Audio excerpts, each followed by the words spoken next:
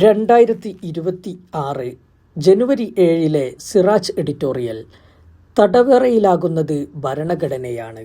നീതിന്യായ വ്യവസ്ഥയെ അപഹാസ്യമാക്കുന്നതാണ് ഉമർ ഖാലിദിനും ഷർജീൽ ഇമാമിനും ജാമ്യം നിഷേധിച്ച സുപ്രീം കോടതി നടപടി.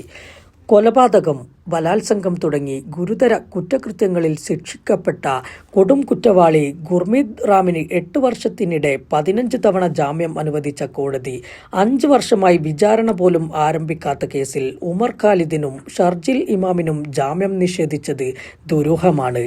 മോദി സർക്കാരിന്റെ പൗരത്വ ഭേദഗതി നിയമത്തിനെതിരെ ഡൽഹിയിൽ സമരം നടത്തിയതിനെ ചൊല്ലിയാണ് ഇരുവരും അറസ്റ്റിലായത്. ഇതേ കേസിൽ ഇവർക്കൊപ്പം അറസ്റ്റിലായ മറ്റ് 5 പേർക്ക് ജാമ്യം അനുവദിക്കുകയും ചെയ്തു.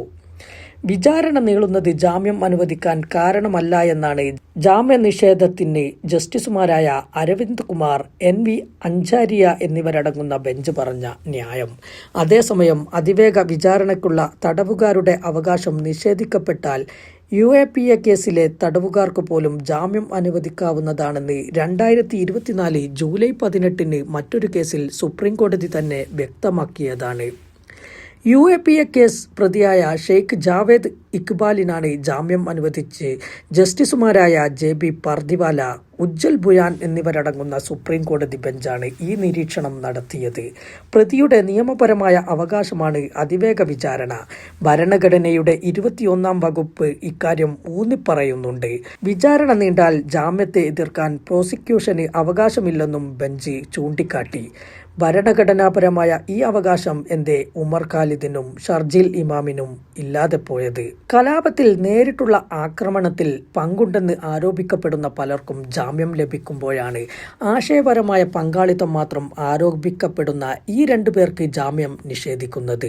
ജാമ്യമാണ് നിയമം, ജയിൽ അപവാദമാണെന്നത് ഇന്ത്യൻ നീതിന്യായ വ്യവസ്ഥയിലെ പ്രധാന തത്വമാണ്. 1977 ജസ്റ്റിസ് കൃഷ്ണയ്യരാണ് ഒരു വിധിന്യായത്തിൽ ഈ തത്വം നിയമലോകത്തെ ഓർമ്മപ്പെടുത്തിയത്. പിന്നെ പലപ്പോഴായി സുപ്രീം കോടതി ഈ നിലപാട് ആവർത്തിച്ചു പറഞ്ഞു. കഴിഞ്ഞ വർഷം ആഗസ്റ്റിൽ ഡൽഹി മദ്യനയ അഴിമതിയുമായി ബന്ധപ്പെട്ട കള്ളപ്പണക്കേസിൽ ആം ആദ്മി പാർട്ടി നേതാവും ഡൽഹി മുൻ ഉപമുഖ്യമന്ത്രിയുമായിരുന്ന മനീഷ് സിസോദിയക്ക് സുപ്രീം കോടതി ജാമ്യം അനുവദിച്ചത് ഈ തത്വം എടുത്തു പറഞ്ഞാണ്. ഒരാൾ കുറ്റക്കാരനെന്ന് കോടതി തീർപ്പ് കൽപ്പിക്കുന്നതുവരെ നിരപരാധിയായി കണക്കാക്കണമെന്നും പരമോന്നത കോടതി നിരീക്ഷിച്ചതാണ്.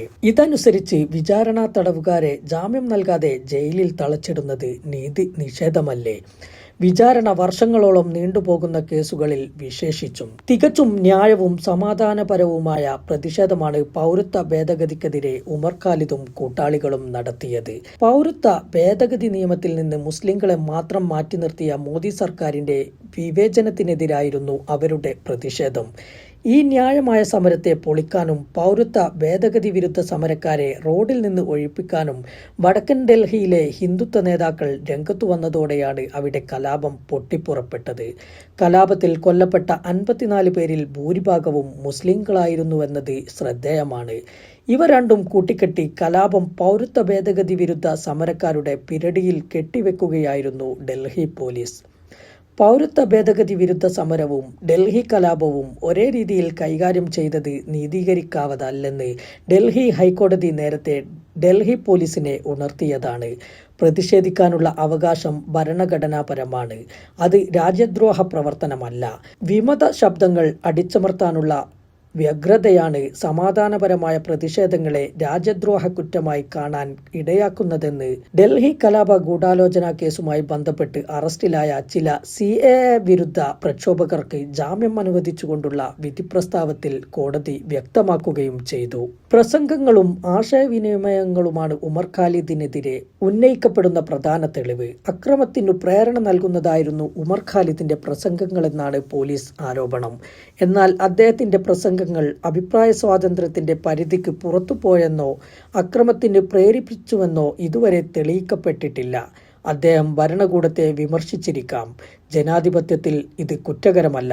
ഭരണഘടന ഉറപ്പു നൽകുന്ന അഭിപ്രായ സ്വാതന്ത്ര്യത്തിൽ സർക്കാരിനെതിരായ വിമർശവും ഉൾപ്പെടുമെന്ന് കോടതികൾ ആവർത്തിച്ച് വ്യക്തമാക്കിയിട്ടുണ്ട്. നിയമം സംരക്ഷണത്തിനായിരിക്കണം, അടിച്ചമർത്തലിനല്ല. ഇത് വിസ്മരിക്കുമ്പോൾ ജയിലിൽ അടക്കപ്പെടുന്നത് വ്യക്തികൾ മാത്രമല്ല, ഭരണഘടന കൂടിയാണ്. ഒരു ജനാധിപത്യ രാജ്യത്തിലെ നിയമവ്യവസ്ഥയുടെ ആരോഗ്യനില അളക്കുന്നത് വിമർശകരോടും വിഭിന്നാഭിപ്രായക്കാരോടും നിയമം എങ്ങനെ പെരുമാറുന്നുവെന്നതിനെ അടിസ്ഥാനമാക്കിയാണ്. ഉമർ ഖാലിദിനും ഷർജീലിനും തുടർച്ചയായി ജാമ്യം നിഷേധിക്കുന്ന കോടതി നിലപാട് ഇന്ത്യൻ നീതിവ്യവസ്ഥയ്ക്ക് ഈ അടിസ്ഥാന മാനദണ്ഡം ബാധകമല്ലേ എന്ന ചോദ്യമുയർത്തുന്നു.